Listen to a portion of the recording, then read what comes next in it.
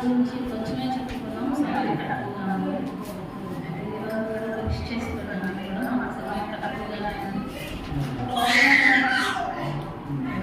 Close చేసుకోవడానికి ప్రయత్నం అయితే కొంచెం చూడండి.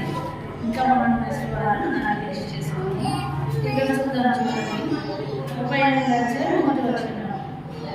ఆ కాలంలో సహోదరుల నుంచి ఈరాను ఒక అభివృద్ధిని నిలబడుటకు వెళ్ళను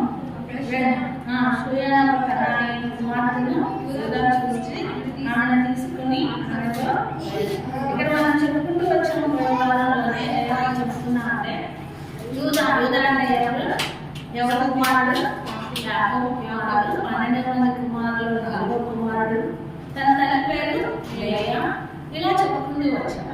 అయితే ఈ యూదా అనే అతడు ఏం చేస్తూ వచ్చాడని చెప్తున్నాము. తన తల్లిదండ్రులని, తన అన్నదమ్ములని అందరినీ విడిచి ఒక స్నేహితుల దగ్గరికి వచ్చాడు. వ్యాపారం ఏదో సంపాదించాలని, తన తల్లిదండ్రుల దగ్గర కంటే ఇంకా నేను ఏదో సంపాదించాలని వాళ్ళ నుంచి వేరే వచ్చాడు. అలా వేరే వచ్చిన యూదా అంటే అర్థమైంది స్తుతి. అలా స్తుతి యాగం చేయవలసిన అతను తండ్రి నుంచి ఏమైపోయాడు? వేదవతికి వచ్చాడు. అంటే తండ్రి నుంచి వేరే పోయాడు అంటే మనకి యూదా చూస్తే ఎవరు గుర్తొస్తున్నారంటే తప్పిపోయిన కుమారుడుగా గుర్తొస్తాడు. తప్పిపోయిన కుమారుడుగా ఏం చేస్తూ వచ్చాడు? తండ్రి నుంచి వేరేనా? ఎందుకని తండ్రి దగ్గర ఉన్న ఆస్తి సంపాదించుకోవాలి. నేను ఇంకా ఎక్కువ సంపాదించాలి, లాభం సంపాదించుకోవాలి. నా తండ్రి దగ్గర ఉన్న ఈ ఆస్తి కంటే ఇంకా ఎక్కువ పెట్టుబడి పెట్టి నేను లాభం సంపాదించాలని తండ్రి దగ్గర ఉన్న ఆస్తిని తీసుకొని వెళ్ళి తను దూర ప్రాంతం వెళ్ళిన వాడుగా ఉన్నాడు. అయితే తను దూర ప్రాంతం వెళ్ళాడు. తను కొంత మోసపోయాడు, నష్టపోయాడు.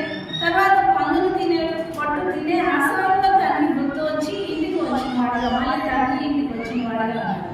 అయితే ఆ యొక్క విధానంలోనే యూదా పరిస్థితి కూడా ఏమైందంటే తండ్రి ఇంటిలో నుండి లాభం సంపాదించలేకపోతున్నానేమో అన్నదమ్ములతోటి, నేను కూడా ఇంకా ఎక్కువ లాభం సంపాదించాలని స్నేహితుల మాటలు విని స్నేహితులతో వెళ్ళిపోయాడు. స్నేహితుల దగ్గరికి వెళ్ళాడు. అక్కడికి వెళ్ళి ఆ గొర్రెల మందలు చేస్తూ ఆ గొర్రెల ముంచు కత్తిరిస్తూ లాభం సంపాదించాలనుకుంటున్న అతను ఎవరిని వివాహం చేసుకున్నాడంటే కనానీయుల స్త్రీని వివాహం చేసుకున్నాడు.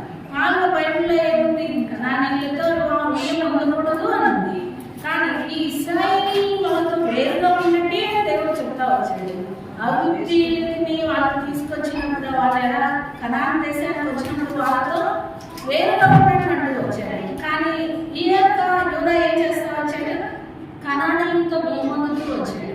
కనానీయులతో స్నేహం చేస్తూ వచ్చాడు.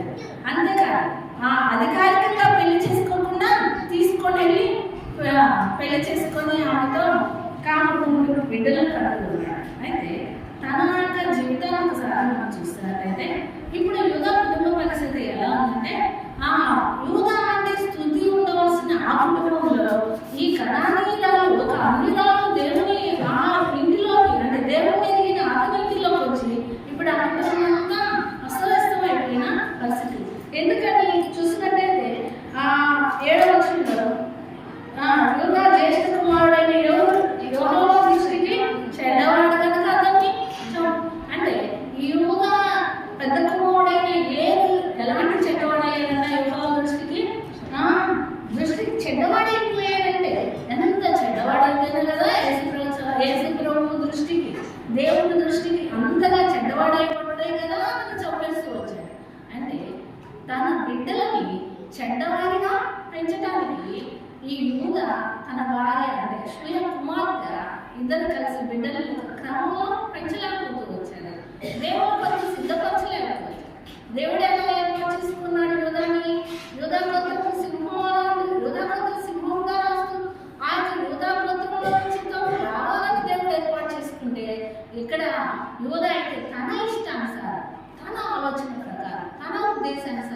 తన కోరికలు నెరవేర్చుకోవడానికి కణానీయులతో సంఘర్షణ చేస్తూ వారి యొక్క అలవాట్లకి, వారి యొక్క ఆకర్షణలకి, వారి యొక్క వ్యభిచార సంబంధమైన వారికి అలవాటు పడుతూ తన భార్య ఏదైతే చెబుతూ అలా చెబుతూ బిడ్డలు ఏం చేస్తూ వచ్చారు, అలా లోకానికి అప్పగిస్తూ వచ్చారు.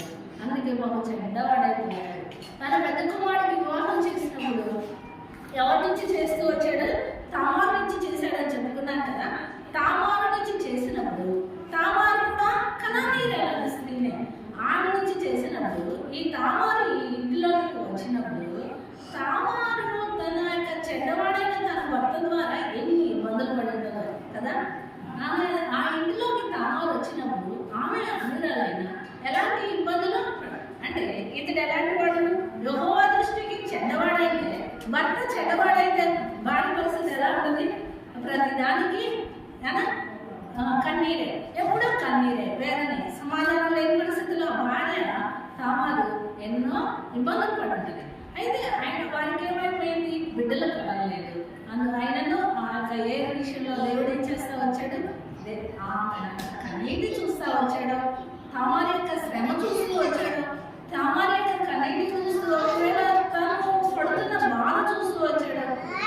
బ్రతుకుంటే ఆమె ఏమైపోతుంది అనుకున్నాడేమో. అందుకే ఏం చేస్తా వచ్చాడు? అతన్ని చంపేస్తూ వచ్చాడు. అయితే తర్వాత చూసినట్లయితే ఆమె చంపేస్తూ వచ్చిన ఇక్కడ ఏం చేశాడు? మళ్ళా రెండో కుమారుడు నుంచి పెళ్లి చేస్తే వాడు కూడా ఎలా ఉన్నాడంట? దేవుని దృష్టికి 10వ వచనం. అతను కూడా యెహోవా దృష్టికి ఇప్పుడు యెహోవా దృష్టికి చెడ్డవాడైనందువల్ల అతను కూడా దేవుడు చంపేస్తా వచ్చాడు. అంటే ఇతడు కూడా తన భార్యగా వదిలిన భార్యగా చేసుకున్నాడు కానీ ఆమెను కూడా వేధించేవాడు. తన కోరికలైతే తీర్చుకుంటున్నారు కదా. ఒక స్త్రీగా చూసి తన కోరికలు తీర్చుకుంటున్నారు కదా. భార్యగా ఇవ్వాల్సిన విలువ, ఆ గౌరవం, ఆ సమానం మొదలైపోతారు. వెండి చాకరైతే చేయగలుగుతుంది కానీ ఒక భార్య స్త్రీగా ఆ కుటుంబంలో సంతోషంగా సమాధానాన్ని పొందలేకపోతా ఉంది.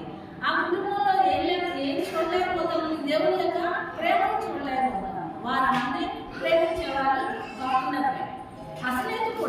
అసలేతు ఏసావు చేసుకున్నప్పుడు ఆమె కూడా అన్ని రాలే కదా.